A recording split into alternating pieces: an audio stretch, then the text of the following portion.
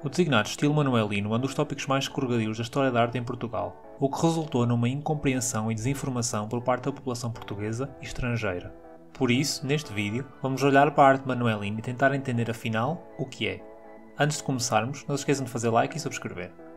O conceito de arquitetura manuelina é uma invenção do século XIX. Nunca durante o reinado de Dom Manuel esta nomenclatura foi emprego ou sequer existia. A expressão arquitetura manuelina apareceu pela primeira vez em 1842 pela mão do brasileiro Francisco Adolfo Warnegan na sua Notícia Histórica e Descritiva do Mosteiro de Belém. A obra de Warnegan foi publicada no contexto do romantismo liberal e do nacionalismo, num período em que as várias nações europeias procuravam no seu passado provas da sua excepcionalidade e individualidade. O que Francisco Adolfo, que era filho de mãe portuguesa e pai alemão, fez foi encontrar naquilo que chamou manuelino o estilo nacional português distinto do resto da Europa. Este também é o período em que se renova o interesse pela Idade Média ao nível da história, com o exemplo máximo português em Alexandre Herculano, e nas artes com o surgimento dos revivalismos, do qual o Palácio da Pena é o exemplo mais conhecido.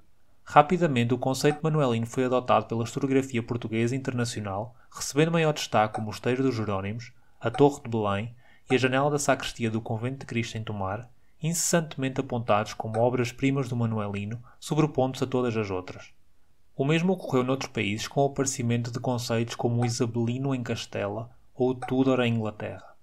Na sua obra, Warnegan aponta para um conjunto de 10 características próprias do manuelino.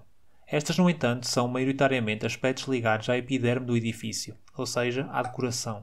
Na realidade, em termos estruturais, não existe nada que distinga a arquitetura portuguesa do tempo de Dom Manuel dos outros edifícios coevos pela Europa fora. Não existe nenhuma quebra, nenhuma inovação particular ou solução que não existisse anteriormente. A arquitetura manuelina não é mais do que a fase final do gótico português. Dito isso, é necessário reconhecer que o surdo construtivo no período do reinado de Dom Manuel tendeu para uma exuberância decorativa com um forte pendor naturalista que não era, no entanto, uma exclusividade portuguesa.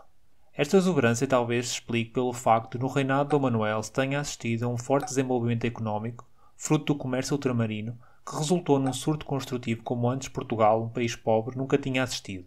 Os edifícios que resultaram deste surto construtivo têm uma forte influência flamenga e alemã. No limiar da Idade Média era o gosto flamengo que imperava na Península Ibérica ao nível artístico. Já ao nível da literatura, filosofia e política, o modelo já era o italiano. Naturalmente existiam pequenas bolsas ao nível das elites eruditas que já cultivavam o gosto pelo classicismo humanista vindo de Itália. Um excelente exemplo é Dona Leonor, rainha viúva e irmã mais velha de Dom Manuel, que apesar das constantes encomendas de pintura nórdica também estava atenta às artes italianas, como comprova o seu relicário, ou os medalhões saídos da oficina florentina de Andrea della Robbia, que ornamentavam o seu convento da Madre Deus em Lisboa. Mas no modo geral o gosto flamengo ainda imperava. Tanto Dom Manuel como os reis católicos utilizaram a arquitetura para cimentar o seu poder, que em ambos os casos foi adquirido de forma pouco tradicional. A arquitetura serviu então para legitimar o rei, que construiu e reconstruiu igrejas, palácios e fortalezas como mostra de força e poder. A arquitetura gótica foi a escolhida, pois era a que a população estava mais familiarizada, dando a sensação de continuidade, e não o classicismo italiano que ainda lhes era estranho. No entanto, lentamente, elementos do mundo clássico também se vão infiltrando neste gótico tardio, plantando as sementes para a viragem clássica que ainda teve que esperar. A isto não se deve esquecer o surto mudéjar, que desapareceu tão rapidamente como surgiu.